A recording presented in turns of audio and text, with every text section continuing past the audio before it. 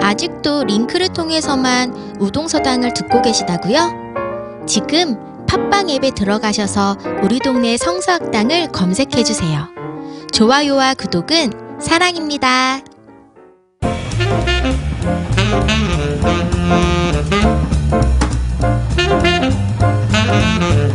함께해요. 우리 동네 성서학당.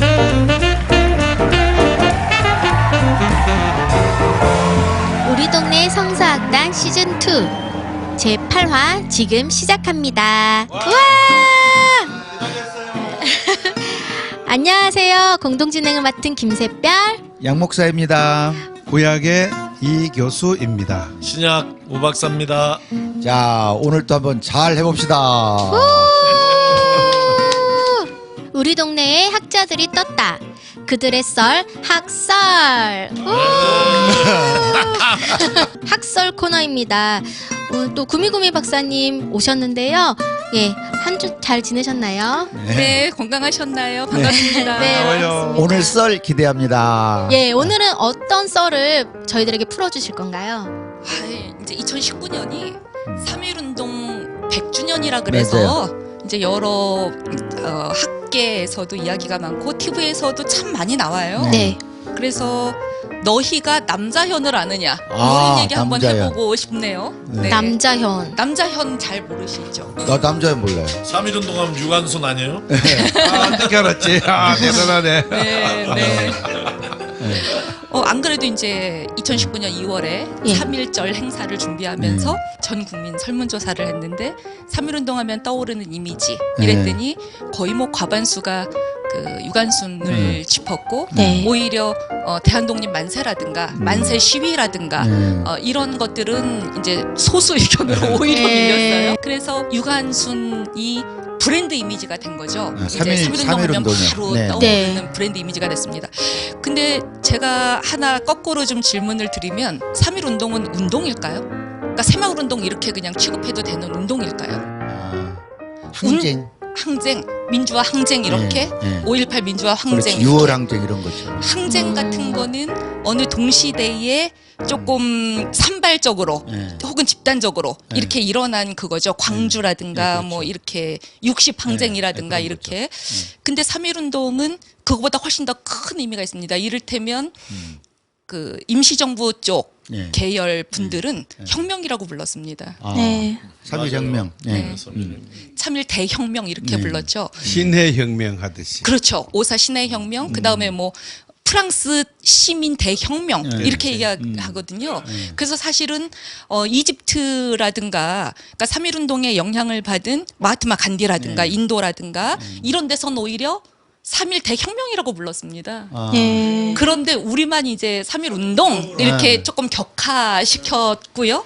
그리고 뭐 일제 강점기에는 당연히 보도 통제가 있으니까요. 언론 통제가 있으니까 김인현 소요 사태 이렇게 부르는 거죠. 아, 광주 사태처럼. 그렇죠. 광주 폭동 뭐 이런 비원당, 거죠. 이렇게. 네네네. 그래서 문인들이 문화정치 시기에도 폭동이라거나 소요라고 부르기는 자존심 상하고 그러나 혁명이란 말은 감히 쓸 수가 없고 이래서 이분들은 그냥 김인현 사건 알지? 김인현 사건 뭐 요 정도로 그냥 돌려 말하곤 그랬는데 한반도 바깥에서 독립운동하던 분들은 언제나 혁명이란 용어를 더 선호했습니다. 근데 혁명이긴 하죠. 왜? 왜냐면은 3.1 운동을 통해서 이제 임시정부 각자 생겨나지 않았나요? 너무 똑똑하세요, 우리 팬별님. 네네, 역시. 몰라요. 그게 혁명의 의미군요. 체제가 바뀌었잖아요. 체제가 바뀌었. 왜냐하면 우리가 생겼으니까. 조선왕조, 왕조라고 하는 시기를 한 500년 겪었던 그렇죠. 거고요. 그다음에 나라가 망할 때는 대한제국이었습니다. 그런데 다시 나라를 세우면서 이분들이 대한민국으로 세웠거든요. 그러니까 국호가 대한민국으로 정해지지 않았습니까? 그러니까 제국에서 민국으로. 이게 혁명인 거죠. 그래서 왜 이런 거는 프랑스만 해야 됩니까? 우리도 했다는 거죠. 사실은 아시아에서는. 이게 이제 혁명인 거죠. 네. 그래서 사실 대한민국 임시정부가 임시헌장을 반포했을 때 4월 11일이죠. 1919년 제1조가 대한민국은 민주공화제로 함 이렇게 했어요. 민주공화라고 하는 우리가 100년이 지나서 지금도 몸담고 있는 이 시스템이 탄생한 게 1919년이기 때문에 예. 그래서 혁명입니다. 그럼 이제 또 다른 의미로 다시 유관순 이야기로 돌아가면 어떻게 하다가 이게 브랜드 이미지가 됐을까가 네. 또 혁명의 단초를 보여줍니다. 왜냐하면 그 전까지는 뭐 500년 이상 역사의 전면에서 네. 네. 브랜드 이미지가 되는 사람들은 민족의 영웅들은 이순신 장군, 네. 을지문덕 뭐 네. 이래야 되는 거잖아요. 네, 지금 네. 남성입니다. 아, 그렇죠. 그런데 사실 3.1 운동 때 유교화된 조선 사회 시스템에서는 장유 유서 때문에 어린 사람들은 나올 수 없는 것이고 공공의 자리에 네, 어린 사람. 그다음에 남녀 유별이니까 여자는 못 남녀 질서 나오겠죠. 무동석 네. 여자들은 규방이나 안방에 있어야죠. 어디 길거리 광장으로 나옵니까? 예. 근데 광장에 여성들이 나왔다는 것이고요. 그리고 구속된 여성들 가운데 네. 거의 제 기억이 맞다면 66% 이상이 기독교인 여성이었습니다. 네. 아, 멋있습니다. 그래서 이제 구한말 요 시기에 조선에 들어왔던 젊은 기독교가 네. 이렇게 새로운 체제를 탄생시키는데 어떤 혁명을 일으켰는지 우리가 또 그걸 볼 수 있었던 게 사실 3.1 운동인 거고요. 제가 살폈던 문헌 가운데는 무려 4개국을 넘나들면서 독립운동을 했던 네. 부구 계봉우 선생님이 계십니다. 함경도 분이신데요. 이동휘 전도사 설교를 듣고 천민 출신이신데 기독교로 개종해서 만주, 연해주 그리고 이제 중앙아시아 그래서 카자흐스탄에 지금 홍범도 장군하고 나란히 묻혀 계시죠. 그런 독립운동가가 있으신데요. 이분은 돌아가실 때까지 글을 썼기 때문에 문헌이 남아 있습니다. 네. 그래서 이분이 평양신학교를 가려고 원래는 서울에서 유숙을 하시다가 3.1운동의 광경을 목격하게 되죠. 아, 근데 이분이 목격한 가장 충격적인 건 뭐였냐면 11살짜리 여자 학생하고 예. 일본 경관의 대화였습니다. 어떤 그래서 대화였어요? 이분이 글을 썼어요. 경관이 묻죠. 네가 꼬맹이가 어린 여자애가 11살짜리가 뭘 한다고 태극지를 들고 이제 태극지. 종이죠. 네. 태극지를 들고 나왔냐 이거죠. 그랬더니 얘가 나는 잃어버린 거를 찾았기 때문에 기뻐서 뛰어나왔다고 얘기해요. 그랬더니 무엇을 잃어버렸느냐 이래요. 삼천리 금수강산이니라 이래요. 그러니까 경관이 막 소리를 버럭버럭 지르면서 도대체 네가 무슨 지각이 있관데 그러니까 얘 입에서 삼천리 금수강산 나올 줄은 몰랐거든요. 네. 이제 그러니까 그냥 오빠 따라 나왔어요. 뭐 이럴 줄 알았는데 엄마 치마꼬리 잡고 나왔어요. 근데 얘가 너무 당돌하게 이야기를 하니까 네가 무슨 지각이 있간데 이렇게 이제 그러니까 얘가 뭐라 그러냐면 요전에 우리 엄마가 조그만 바늘을 잃었다가 한나절이 지나서 다시 찾았는데 그렇게 기뻐하거늘 내가 오늘 내 나라를 찾았다는데 어찌 소름 기쁘지 돋아. 않겠냐 이런 거예요. 그래서 개봉우라고 하는 분이 평양신학교를 가려다가 독립운동에 몸을 바치는 계기가 되죠. 네. 이렇게 11살짜리 여자 그러니까 어린 여성이라고 하는 사람들이 역사 전면의 주체가 되는구나. 예. 그래서 사실은 3.1 운동이 그 조소왕 같은 주로 해외 유학파 네. 엘리트 중심의 운동을 기층 민중으로 다시 내리는 그런 계기가 되기도 하죠. 그러니까 역사의 주체는 변혁 주체는 이름 없는 약자, 민초들이다. 민초, 그것도 여성, 여성. 여기들이구나 네. 이제 이렇게 됐는데요. 사실은 제가 그 유관순 열사 이야기를 드리면서 너희가 이제 남자연을 아느냐 요 주제로 그 얘기 말씀을 언제 드린 나올까 거는 했어요. 네 그렇죠. 남자인 얘기를 시작했는데. 네, 원래는 그렇게 네. 했는데 왜 유관순 너무 네. 유명하셔서 남자애는 누구? 네네. 그래서 이게 그 정도로 유관순 열사 이미지가 우리한테 강했다는 말씀과 더불어 네. 제가 요 질문 하나 또 드려볼게요. 네. 네. 이한열 열사이시고요. 네. 안중근 의사이십니다. 네. 유관순 열사이시고요. 네. 남자연은 의사이십니다. 의사와 열사의 차이가 뭘까요? 샛별님. 모르겠습니다. 의사와 열사. 의사는 1등급이고 열사는 3등급. 이준 아 진짜? 이준 열사인데 이준 열사. 이준 열사. 네네. 이준도 열사세요. 네, 그렇죠? 이준 열사. 헤이그 밀사 사건에. 그렇지. 네네네. 열사입니다. 등급이 뭐예요, 근데? 국가보훈제에서 정하는 거 네, 아니에요? 국가보훈처에서 건국 훈장을 주죠. 독립유공자들에게. 훈장할 때. 예, 그래서 이한열이 열사인 거를 뭐 저기 독립유공자 이거는 아닌 거고요. 네, 네. 이제 역사학자들이 열사와 의사를 판단하는 기준은 네. 무력을 썼냐는 거예요. 무려. 그러니까 수류탄, 폭탄, 뭐 이렇게. 그럼 의사. 네, 그런 의사입니다. 아. 네네네. 그러니까 이렇게 총을 좀 쏘고. 윤봉길 의사. 의사. 네. 안중근 의사. 안중근 총을 의혈단. 쐈잖아요. 네. 네. 그러면 남자현이 의사면 네. 이분도 총을 갖고 다녔다는 거네요. 네. 네, 그렇죠. 총을 쏜 겁니다. 남자는 의사입니까? 의사입니다. 아, 여자입니까? 여자입니다. 아니 남자 남자현. 네네. 아 그런데요. 아 지금 이름 갖고 장난하신 거죠? 그렇죠.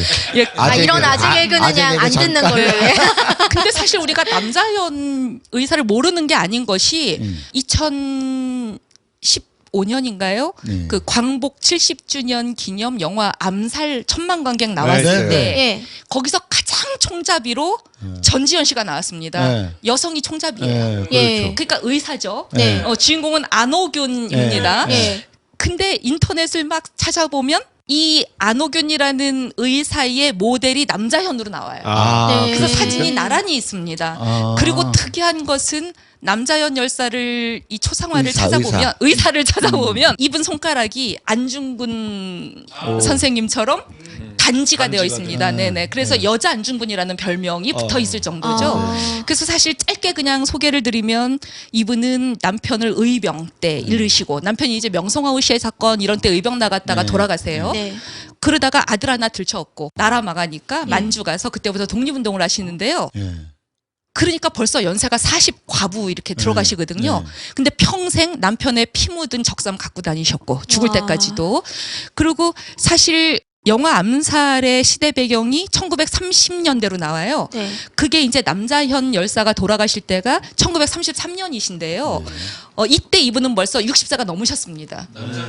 의사가. 예. 아 근데 60대가 이분이 넘었어요. 그 총칼을 다 품에 가지시고 수류탄도 맨날 연습하시고 그랬는데 막상 그거를 하지는 못하고 검문건색에 걸리셔요. 아. 그래가지고 중국인 복장으로 다니시고 그래서 사이토 총독 죽이겠다고 예. 그렇게 암살하시고 일제가 32년에 만주국 건설했을 때 미국에서 수행원 오고 이랬을 때 이분이 단지 손가락 잘라서 대한 독립을 원한다고 그렇게 이제 보내기도 하시고 이랬던 분이신데요. 더 재미있게는 이분이 만주에 12군데에 교회를 세우시죠. 와. 아, 그렇습니까? 대단한 여성이었네요. 그래서 이제 기독교인들 가운데 우리가 자랑스럽게 안중근, 토마스 이분이 카톨릭이셨다면 네. 남자현 이분도 기독교인으로서 그렇게 그렇게 되네요. 무력에 의한 독립을 하기 위해서 임시정부가 외교 노선을 걷든 말든 네. 우리는 끊임없이 저항해야 된다는 걸 끝까지 보이셨던 분이고요. 60이 넘어서 검문에 걸려서 감옥에 가셨을 때라도 네. 이분은 감옥에서 일제가 주는 음식 먹지 않습니다. 그냥 이참에 금식기도 하시고요. 그래서 계속 단식 투쟁을 하셔요. 그래서 뭐 일주일 지나가고 2주일 지나가고 이 할머니가 안 먹으니까 일제가 겁이 난 거죠. 이렇게 유명하고 이름 있는 임시정부의 어머니 격인 이런 분을 감옥에서 죽게 하면 민심이 가만히 있지 않겠다 싶어서 그냥 내줍니다. 네. 그래서 만주에 있는 조선인이 운영하는 여관에서 그냥 쓸쓸히 눈을 감으시는데요. 이분이 건국훈장 1등급의 서운이 이미 되신 거죠. 네. 그래서 사실 유관순 열사는 3등급이셨는데요. 이제 올해 우리가 사람들이 국민청원을 해서 그 18살의 꽃다운 나이에 그렇게 죽어간 기독교 병천 아우네 장터의 숨은 이제 이분을 1등급으로 올리라 이렇게 국민청원을 했는데요. 네. 사실 됐습니까? 네네 그 1등급 이미 1등급이셨던 남자연을 우리가 몰라주고 그러게요. 3등급이셨던 유관순 이미지에 이렇게 왜 우리는 더 많이 알았나 요거 네. 하나와 더불어 제가 그냥 우스갯소리처럼 이런 말씀은 좀 하고 싶은 게 영화 암살이 모델로 하려면 네. 60대 여배우가 나왔으면 좋았겠어요 저는. 진짜. 오히려. 근데 왜 이렇게 젊고 이쁜 이쁘고 또 늘씬한 네. 그러면서도 또 이건 모델은 안호균의 모델은 남자였다 이렇게 하면서 그러니까. 역사를 왜곡해서 왜 관객 동원을 위해서. 관객 동원을 위해서 아, 근데 60대 여성 배우가 나왔어도 관객동원에 그렇게 손에 날 것 같지 않을 것 같은데. 머리 흰머리 네. 휘날리면서 지붕을 진짜요. 막 날아다니고 네. 그건 양 목사님이라서 그런 거 아닐까요? 내가 좀 연상을 좋아하나? 아니 그래서 첫 대표적인 게 그 여성이 주인공을 맡을 만한 영화가 별로 없는 거고요. 그렇지. 특히나 이렇게 역사적인 영웅. 아니 사실 어벤져스 시리즈 나왔을 때도 네. 여성에게 뭔가 인류의 구원자 중요한 역할 맡으면 관객이 떨어져 나간다 그러잖아요. 네. 그래서 사실 우리가 대중문화를 움직이는 세속 통념으로서의 신화. 예. 여기에는 젊고 날씬하고 생산성이 우수하다고 평가되는 이제 이 미모의 이런 것들의 또 흥행의 요소가 되고 상품화되고 이런 게 사실은 우리 사회의 한 단면이지만 또 전체를 보여주는 네, 또 다른 이런 면이 거이기도 하죠. 유관순이 이화여고 다니다가 예. 자기 고향에 가서 운동을 했는데 네. 고향이 천안 병점인데 이화여대까지 이제 진학을 할 정도면은 굉장히 공부를 열심히 하고 네. 집안도 좀 그다음에 살았고 서울에 아니에요. 와서 집안도 기독교 집안인데 이 3.1운동 전후에는 한국 기독교가 굉장히 민족 의식을 갖고 상동교회 등등이 이러한 독립투쟁 같은 것도 심어주고 그랬던 것 같아요. 네네. 그런데 이 3.1운동 이후로 보면은 여성들이 주로 노동자들 투쟁하다 이렇게 네. 잡히고 이쪽으로만 나타나요. 네네. 그 나머지는 아까 남 여사처럼 전 만주 쪽에서 이제 항일 무장 투쟁으로 나타나는데 그 일제 때 굉장히 그 반공주의가 또 기승을 부려갖고 그런 노동자들 운동 이런 거를 막 억압하는데 교회가 점점 쇠퇴해가는 것 같아요. 네. 성공 반공주의를 물들어가는 것 같아요. 일제 때 벌써. 네, 3.1운동 이미지의 브랜드가 사실은 네. 유관순이다라는 건 저희들에게 굉장히 큰 의미가 있는 것 같아요. 근데 왜 유관순이 브랜드 이미지화되고 제일 1번으로 나오게 된 것 같아요? 그거는 좀 연구가 이제 깊은데요. 네. 사실은 3월 1일 당일에 동시다발로 일어났던 곳은 7군데입니다. 그래서 서울 이외에 나머지 6곳은 다 북한에 있죠. 네. 그래서 이제 평안도하고 함경도 여기에 있는 6군데서 일어났고 유관순 같은 경우는 4월 1일에 일어나죠. 그럼 우리가 재미있는 것이 대구 같은 데는 3월 9일이고 뭐 경주도 3월 13일이고 굉장히 빠른데 충청도인데 왜 이렇게 늦지 싶기도 해요. 그게 왜 그러냐면 기독교 교세랑 관련이 또 있지 않습니까? 그런데 그 유관순 같은 경우에는 사실 일제가 보도 통제를 했음에도 1920년대에 병천 아우네 장터에 대해서 언론에 나왔던 건 미주에서 신한민보라고 하는 신문에 잠깐 실립니다. 그때는 유관순이라는 이름이 등장하지 않죠. 예. 그래요. 그래서 오히려 등장한다면 유관순 열사의 아버지가 네. 이름이 등장하시는데요. 우리는 다 이제 병천 아우네 이러면 유관순 열사가 일으키셨고 이제 이렇게 하잖아요. 그럼 언제부터 우리가 이렇게 유관순, 그분이 모든 이미지가 이렇게 됐는가 이건데 그건 이승만 정권하고 관련이 있습니다. 그래서 사실은 48년에 단독 정부가 그렇게 되면서 조금 복잡한 이야기이기는 하지만 교과서에 이 이야기가 실리고 하면서 이렇게 돼서 저는 지금 아시는 분은 아시겠지만 숭실에서 가르치는데 우리 학생들한테 이제 농담반 진담반으로 미안하다 너희는 38년에 신사참배 거부해서 문 닫았던 학교인데 내가 나온 이화여대는 안 그랬어. 그래서 뭐 칙룡 뭐 다 정신대 이런 그러면서 학교가 커온 그런 역사도 있고 그래서 사실 이승만 정권이 저쪽 만주 쪽 임시정부의 치적들 이런 것들을 좀 이렇게 하면서 이제 부각됐던 면들이 있고 그다음에 뭐 박두진 씨의 시라든가 뭐 노래라든가 이렇게 돼서 그건 조금 더 이제 깊이 논의가 필요한 것 같습니다. 근데 저는 그 이제 재미있는 걸로 이런 거 하나 또 얘기해 보고 싶었는데요. 우리 성경에는 안 들어가 있지만 공동 번역 성경엔 유딧 써 있잖아요. 예, 우리 이 교수님이 너무 잘 아실 것 같은데요. 그 구스타프 클림트 전시회가 한국에 왔었을 때 클림트의 그림 가운데 유딧을 소개했어요. 이렇게 동아일보상가 어느 사옥 앞에 유딧이 딱 걸려 있더라고요. 유디시라고 하는 여성은 어떤 여성이었죠? 그 유대의 이제 온갖 박해도 불구하고 유대의 정신과 그 민족의 독립을 외치며 신앙의 순수성을 수호하다가 이제 순교했다고 할까요? 뭐 잔다르크 같은 거죠, 말하자면. 예, 그리고 한국으로 치면은 논개, 네. 뭐 이렇게 논개. 굉장히 위대한 예. 여성입니다. 문제는 클림트가 유디스를 그릴 때 아주 현미경처럼 잘 들여다봐야 이 그림이 유디시고 이 여자는 뭐 남자현이든 네. 유관순이든 네. 거의 극급의 독립 영웅이다. 네. 이거를 보고 그림을 봐야 이 여자가 왼손에 들고 있는 것이 적장의 머리구나. 아. 이게 보이지. 네. 안 그러고 전면을 딱 보면 뇌세적으로 남자를 유혹하는 그림처럼 보이는 거예요. 아유. 유디시라고 하는 이 그림이. 네. 그래서 우리가 화가들이 여러 화가들이 또 유디스를 소재로 네, 네. 그림들을 많이 그렸는데요. 뭐 유명한 화가들이 참 많이 그렸습니다. 네. 그런데 아르테미스라고 하는 여성이 그린 유디트하고 네. 남성들이 그린 유디스를 조금 비교해 보면 네.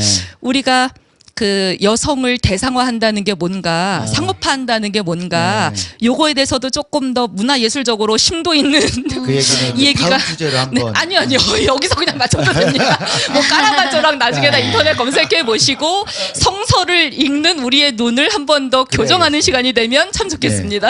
야, 이제 3.1운동 100주년을 맞이해가지고 3.1운동과 기독교 관계, 네. 3.1운동의 혁명적 성격에 대한 것, 거기서 여성의 전면 등장 등 정리를 잘 해주셨습니다. 우리 샛별님 네. 마무리 멘트. 한 줄 평을 감히 해보자면 네. 오늘의 썰은 음, 젊은 여자들 음. 힘내서 일어나자. 이 정도 되겠습니다. 네. 박수로 마치도록 하겠습니다. 감사합니다. 고맙습니다. 우박사 신약발제 박수로 시작하겠습니다. 반가워요. 고맙습니다. 환영해 주셔서. 네, 오늘 주제하고 성경 구절 참고할 예. 성경 구절. 또 저는 이 박사님 얘기하시면 이 교수님 얘기하시면 거기 이어서 또 한마디 보태는 이렇게 엎혀가는 스타일이니까 율법주의 예, 그렇게 하면 그런 주제로 얘기를 해보겠고 불법주의. 흥미롭다. 예 그리고 성경은 로마서 3장 20절 21절 두 절 한번 읽고 이야기해 보겠습니다. 네, 로마서 3장 20절에서 21절 말씀입니다. 그러므로 율법을 지킴으로써 하나님 앞에서 의롭다고 인정받을 사람은 아무도 없습니다. 율법으로는 죄를 인식할 뿐입니다. 그러나 이제는 율법과는 상관없이 하나님의 의가 나타났습니다. 그것은 율법과 예언자들의 증언한 것입니다. 예, 아멘. 고맙습니다. 읽어주셔서 제 전에 구약발제 이 박사님이 성서주의, 성서도구주의, 성서문자주의 이런 데 대한 이제 비판들을 하셨고 네. 그날 뭐라 그랬어요. 뭐 독자들이 생각할 시간을 주기 위해서 뭐 가벼운 주제를 한다고 하더니 뭐 이런 게 가볍나? 전혀 가볍지 머리가 않았습니다. 더 아파지고 참 미안합니다. 그렇게 해서 제가 그게 너무 머리가 아프다면 조금 같은 주제인데 좀 가볍게 생각을 하자. 네. 적어도 우리가 율법주의에 대해서는 좀 동의할 수 있는 얘기가 더 광범위하게 동의할 수 있는 이야기가 있을 것 같아서 성경 안에서 율법주의의 문제를 한번 다뤄보고 오늘날 우리가 아직도 남아있는 율법주의에 대해서 그리고 그것이 우리한테 주는 폐해에 대해서 좀 이야기를 해보려고 합니다. 네. 예, 오늘 읽은 이 두 절 로마서 3장 20절 말씀과 21절 말씀이 개역에서는 이게 한 단락으로 돼 있어요. 심각한 문제입니다. 그것은 여기는 세번역이 앞으로 세번역을 읽어주시면 좋겠어요. 표준 세번역이 아니라 그냥 세번역. 네. 근데 세번역 가면 이게 단락이 딱 나눠집니다. 근데 단락이 나눠지는 게 맞아요. 3장 20절 앞쪽까지 나오는 모든 토론의 결론이 3장 20절에서 율법의 행위로 하나님 앞에 의롭다함을 받을 사람은 없다. 이렇게 끝나는 거예요.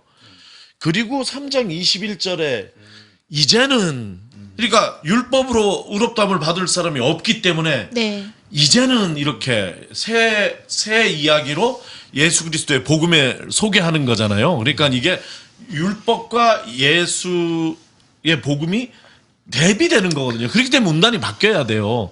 거기 시작하는 헬라어가 니니 이렇게 시작하거든요. 영어로는 now예요. 이 now가 옛 시대와 새 시대를 가르는 아주 중요한 now 니니거든요. 네네. 이제는 이렇게 이제 갈라진단 말이에요. 그러면 문맥으로 생각을 해보세요. 이제는 그러니까 바로 앞에 나온 게 율법으로는 구원받을 사람이 하나도 없다.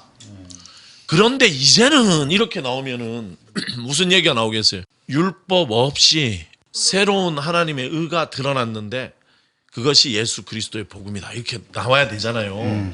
그런데 그 얘기가 아까 얘기한 니니 다음에 헬라어가 코리스 노무예요. 코리스 노무라는 헬라어는 되게 쉬운 단어예요. 전치사예요. 코리스는 영어 뜻이 without이에요. without. 노무는 율법이에요. 그래서 이거는 아주 단순한 헬라어예요. 구조가 율법 없이 이렇게 번역이 돼야지 되는 게. 이제는 앞에 얘기했잖아. 왜 뭐라고 얘기했냐면 율법으로 구원받을 사람은 하나님 앞에 의롭다함을 받은 사람은 아무도 없다. 그래서 이제는 율법 없이 왜 이게 이거 그런 능력이 없거든. 여긴 죄를 알게 할 뿐이지. 네. 죄 문제를 해결할 능력은 없다. 예. 그렇기 때문에 이제는 성경이 이제는 코리스 노무 without the law 율법 없이 이렇게 되는데 제가 이렇게 문제 의식을 느끼는 게 그렇게 번역한 성경이 없어요. 율법과 상관없이 혹은 개역은 율법 외에 그래 맞아. 율법 외에 하나님의 한 의가 드러났으니 이렇게 얘기를 한다고. 이 얘기는 이게 그 영어도 그래요. 이게 without the law 이렇게 얘기하는 영어 성경보다 apart from the law 이렇게 얘기를 해. 율법과 별개로. 그 얘기는 율법이 지금 포함된다는 의미인 거죠. 그렇지. 율법 외에는 뭐냐면 만약에 여기 이거 들어오는 우리 이 스튜디오에 들어오는 문이 저기 하나 있잖아요. 그러면 저 문 외에 다른 문을 하나 냈다. 그러면 저 문에 아직 있는 거잖아요. 네. 절이 들어오든지 일이 들어오든지 선택의 상황이잖아요. 네. 성경이 그런 얘기를 하고 있냐. 내 눈에는 안 그렇다는 거예요. 율법 없이라고 분명하게 이게 선언을 해야지 되는데 성경 번역 자체 그렇게 안 해요. 이거는 무슨 얘기냐면 율법주의가 아직까지 좀 남아 있는 것이다. 네. 이거 포기하기를 너무 아쉬워하는 거예요. 이게 근데 우리만의 문제냐면 안 그래. 초대교회에서 이런 것을 볼 수 있어요. 예를 들어서 예루살렘 회의라는 게 있어요. 예루살렘 사도 회의라는 게 있어요. 그러니까 네네. 사도 바울이 이방인 선교 나가면서 예루살렘 교회의 사도들과 이방인 선교를 어떻게 할 것인가에 대해서 의논을 했는데 바울 사도 자신이 그 예루살렘 회의를 보고하는 장면이 갈라디아서 2장 1절에서 10절 사이에 기록이 돼 있어요. 근데 그 10절에 보면 뭐라고 돼 있냐면 오직 가난한 사람들을 기억하라는 것만 내가 부탁을 받았는데 그건 내가 이미 하던 것이다. 이렇게 끝나요. 갈라디아서 2장 10절 바울이 직접 그 회의에 참석했던 바울이 직접 보도를 한 것이에요. 이건. 근데 그로부터 한 30년, 20년 정도 흘러서 누가라는 이 복음서 기자가 사도행전을 썼어요. 네. 사도행전 15장 20절에 이제 이 얘기가 나오는데 네 가지를 피하기로 했다 이렇게 얘기를 해요. 사실 사도행이라고 하면은 사도행전 15장이 더 유명하죠. 네, 갈라디아서. 그걸 더 많이. 근데 그 역사적 권위는 갈라디아서가 더 같죠. 그냥 바울이 직접 썼으니까. 네.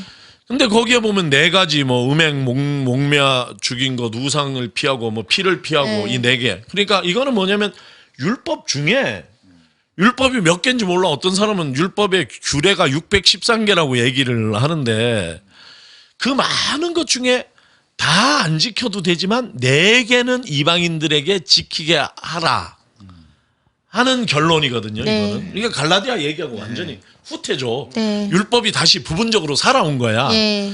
근데 왜 그렇게 살아왔는지에 대해서 사도회의 중에 그게 이제 사도행전 15장 5절에서 보도가 되는데 15장 5절 보면 율법이 꼭 필요하다고 외치는 사람이 있는 거예요. 그 사람이 누구냐면 전에 바리새인이었다가 예수를 믿은 사람이 손 들고 일어나서 강력히 주장하기를 아니 이방인을 전도하면 먼저 할례부터 주고 율법을 지키게 해야 된다 이런 강력한 요청을 하는 거예요. 그러니까 이런 문제가 이거 말고도 성경 안에 그런 갈등들이 많이 있어요. 그러니까 율법 없는 복음 이것과 율법과 병행되는 복음 이런 개념이 부딪히는 것이죠. 이 앞쪽을 율법주의라고 하는 것이에요. 이게 이 문제가 오늘날까지 그대로 남아 있는 거죠. 그리고 바울 사도는 성경에서 특별히 갈라디아서 2장 11절 이하, 특별히 16절에서 굉장히 강력하게 율법주의에 맞서요. 우리가 구원받는 것은, 우리가 의롭다함을 얻는 것은 율법의 행위로 말미암는 것이 아니라 예수의 믿음으로 말미암는 것이다. 이런 강력한 이런 율법주의에 맞서 싸웠단 말이에요. 그러니까 바울 사도는 한편으로는 율법주의에 맞서 싸우고 한편으로는 영지주의에 맞서 싸우면서 복음의 능력을 확립하는데 애를 쓴 거잖아요. 네. 그럼에도 불구하고 이런 율법주의의 흔적을 우리는 찾아볼 수 있고 과거에 이 예루살렘 회의에 관한 사도행전의 보도에서 오늘날 이 로마서 3장 21절을 번역하는 이 번역자들의 마음에서 저는 그 율법주의 흔적이 그대로 남아 있는 것이다. 이런 생각이 드는 것이에요. 이 논문 하나 쓰셔야겠네. 이것만 주제로 따로. 근데 왜 율법주의가 남아 있냐? 네. 율법을 포기를 못 하는 거예요. 우리 이 주제를 얘기를 했어요. 그러니까 지난번 우리 이 발제 때 아니 돼지고기는 먹으면서 장어는 먹으면서 그게 레위기 11장에 나오는 음식 규정이잖아요. 거기에 대해서는 우리가 다 현대적으로 해. 우리가 뭐 짜글이를 먹었.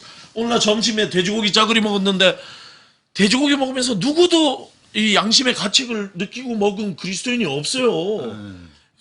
아무도 여기서 문제를 안 느껴. 근데 역시 이것도 지난주에 얘기했는데 우리가 문자 도구주의, 성서 도구주의 문제는 뭐냐? 선별적으로 해석한다 이거잖아요. 유리하게. 본인한테 유리하게. 혹은 교회 성장, 교회 유익 이런 거죠. 명분이. 그래서 무엇을 오늘날 교회가 포기하지 못하냐면 두 가지 포기하지 못하는 거예요. 하나는 안식일을 주일 성수하고 결합을 해서 주일 성수를 율법적으로 지켜야 된다. 네. 이렇게 얘기하는 것 하나. 두 번째는 11조를 포기를 못하는 거죠.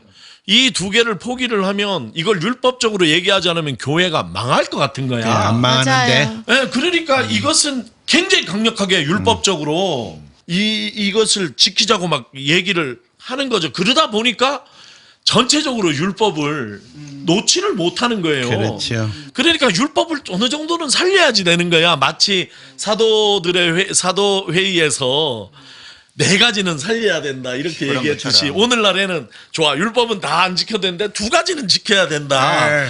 그러니까 율법을 완전히 포기를 하지 못하는 거죠. 로마서 13장 10절에 보면 사랑은 율법의 완성입니다. 이렇게 번역이 돼 있어요. 근데 그것이 플레로마예요. 플레로마. 완성이라고 되어 있는 그 부분은 플레로마. 노무. 율법의 충만입니다. 플레로마의 뜻은 완성이 아니라 충만이에요. 충만은 뭐냐면 흘러 넘치는 거야. 막 넘쳐서 막 12바구니에 남은 저 오병이하고 남은 걸 쌓았는데 흘러 넘쳤다 그러잖아요. 막 이런 풍성함이 충만이거든. 사랑이 아가페가 율법 전체를 다 대신하고도 남음이 있다. 이런 완전히 예수의 새 계명이 옛 율법을 대신하고도 남음이 있다는 것이 성경의 정신인데 이 복음을 온전히 잡지 못하고 율법과 함께 간다. 나는 예수께서 우리를 해방하실 때 우리를 죄와 욕망과 죽음과 온갖 걱정 근심에서 해방하신 것처럼 율법으로부터 우리를 해방하셨다고 믿어요. 이게 선포돼야 되는 것이에요. 복음은 율법에서부터 우리를 해방하는 것이다. 네. 율법 우리를 묶고 죽이는 것이다. 우리를 노예 만드는 것이다. 네. 이렇게 분명하게 선언하고 복음으로 나가야지 되는데 그 교회 안 나올까 봐. 헌금 많이 안 할까 봐. 그러니까 믿음이 없어 그래요. 그러니까 좀 일찍 껴들지 지금 내가 지금 제가 열심히 목회자들이 하는데. 믿음이 없어갖고 자꾸 그걸 강조하는 거예요. 그 방금 로마서에 보면 코리스 노무 그 뒤에 율법서와 예언서에 의해서 증거가 된 것이라고 돼 있어요. 굉장히 대단한 말이에요. 그 구약 성경을 바울이 율법주로 안 보는 거예요. 구약 성경 전체가 예수를 증언하고 사랑을 증언하고 있다. 이게 거기 나오거든요. 그거는 율법과는 다른 거예요. 네. 그런 면에서 율법주의와 오늘 다른 우 박사의 발제에 극찬을 보내고 싶어요. 아직 완전히 끝난 건 아니고 한마디만 더 붙이겠습니다. 그래서 그럼에도 불구하고 우리가 율법을 어떻게 이해할 것이냐. 그러니까 오늘 이 시대에 네. 구약에 있는 율법들 어떻게 이해할 것이냐. 저는 한마디로 얘기하면 율법을 구원론과 연결시켜서는 안 된다는 것이. 우리의 구원은 우리가 하나님 앞에 의롭다함을 받는 것은 복음으로 받는 것이지 율법은 이것과 전혀 무관하다. 이걸 얘기해야 되는 것이에요. 그러면 율법은 무엇이냐? 우리에게 참 유익을 주는 전통이다. 이렇게 이해를 해야지 되는 것이에요. 예를 들어서 주일날 교회 안 온다고 지옥에 가거나 구원을 못 받거나 이런 건 전혀 아니죠. 네. 그러니까 그런 구원과 연결시키면 안 돼요. 그러나 오는 것이 유익하다. 이런 얘기는 할 수 있죠. 그러니까 유익의 문제, 이 전통의 문제이지 이것이 우리의 구원과 연결시키는 쪽으로 가서는 안 된다. 이게 좀 대원칙이지 않을까. 이런 원칙으로 구약의 율법을 이해하고 네. 그러나 우리의 구원의 문제는 복음 위에 서서 우리가 모든 율법으로부터 해방되는 네. 자유함을 우리 속에 누릴 수 있고 신앙이 그런 자유가 있는 신앙이 돼야지 된다. 신앙생활이 그런 얘기를 드리면서 발제는 이 정도 일단 하겠습니다. 예. 좋습니다. 예. 율법주의는 목회 현장에서도 치열하게 사실은 투쟁해야 극복돼야 될 문제고 그렇습니다. 성경이 복음인 자체인데 그게 우리를 자유와 해방으로 이끄는 그 복음이 아니라 복된 소식이 아니라 우리를 옥죄는 또 하나의 세상 권력적인 도구로 사용된다면 그 또한 예수님을 바울을 2번, 3번 죽이는 거 아닌가 이런 생각이 들 만큼 오늘 우 박사 얘기 들으면서 절규하는 우리 우 박사의 강의를 들으면서 감동했고 바로 그러니까 적용할 것 같습니다. 하나님께서 우리에게 바라시는 것은 없다고 봐야 돼요. 사랑하며 살기를 바라시는 거지 무슨 잘 살기를 예배를 바라요. 뭘 매주 가고 이런 게 그게 하나님하고 무슨 상관이 있어요. 아주 웃기는 말이 유행하고 있는 게 예배에 성공해야 된다. 이런 말들. 그러니까 아주 그 이데올로기 그거는 사실 우리한테 유익한 거예요. 그러니까 우리가 기뻐서 그렇죠. 가는 거야. 선한 예배자가 되자 뭐 이런 근데 거. 하나님을 사랑하면 그러니까 그 자리에 그걸 가서 표현하기 위해서. 예배를 드리게 되지 않나요? 그런 얘기예요. 아니, 아니. 근데 나 그 그게- 얘기 아니야. 지금 얘기하는 건 그 얘기 아니고 사랑하면 가서 드리는 거예요. 그거지. 그게 율법이 아니라고. 그 얘기를 하는 거예요. 사랑하니까 자기가 좋아서 가는 거야. 내가 누굴 사랑하면은 누구 사랑하는 사람을 위해서 뭘 하잖아요. 네. 그런 거지. 상대가 나한테 예배를 매주 꼭 드려라 해서 내가 그게 무서워서 그런 걸 율법주의라 그러거든요. 우리 신앙생활이 율법주의가 되면 안 된다는 것이에요. 네. 그럴 때 상대이신 하나님께서 우리에게 바라시고 하는 게 역겹다고 하시는 거지 사실은 그렇게 억지로 나와서 예배 아유 드리고 역겹다 얘기하면 그게 예레미야서 7장 그러니까요. 21절인데 그런 예배는 무슨 죄는 니네가 더 이상 먹고 받고 싶지 않다. 무슨 그런 죄는 대사. 뭐 나한테 달라 그러는데 하나님이 뭐가 아쉬워서 그런 것을 받고 하시겠어요. 니네다 다 처먹어라 공동 번역에 이런 진짜 강렬한 얘기 아닙니까 그래서 이런 게? 우리 샛별님 예를 드셨는데 예배는 내가 하나님 또는 하나님과 함께 그 하나님의 명령을 받은 이웃사랑 이웃들이 있으니까 그들을 사랑해서 만나고 싶고 그들과 기쁨을 누리고 싶어서 가는 것이야. 그건 복음이죠.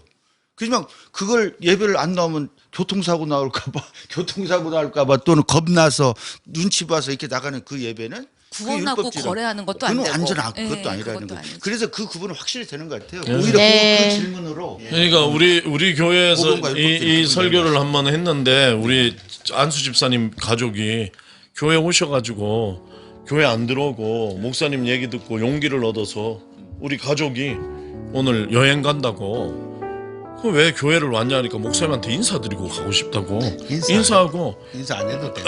그래도 이거 여행을 가셨어요. 그러니까 그렇게 생각을 하면 이게 여행을 내가 권하냐 그게 아니야. 나는 예배 드리는 게 유익하다는 거야. 그러나 율법적으로 꼭 무슨 예배를 뭐 한 번을 안 빼먹고 11조를 한 푼도 안 띵겨 먹고 그래서 그래서 그런 그래서 것이 어쩌라고. 그런 게 중요한 게 신앙생활에서 그런 게 중요한 게 아니다. 그렇지. 그런 건 율법이고 유익이지 본질은 하나님 사랑, 이웃 사랑이 있는 것이다. 복음에 있는 것이다 하는 얘기를 드렸는데 이해가 잘 됐나 모르겠습니다. 예, 됐습니다. 예. 됐는데 그냥 괜히 개인적인 사정으로 인해 여러 생각이 들었는데요. 오늘 우 박사님의 말씀을 제가 이해한 걸로 표현을 하자면 율법주의 그것을 한다고 네가 구원받는 건 아니다. 상관없다. 거기에서 이제 탈피해라. 벗어나라. 예, 이야기로 이해했습니다. 벗어나라. 자, 박수로 마치도록 하겠습니다.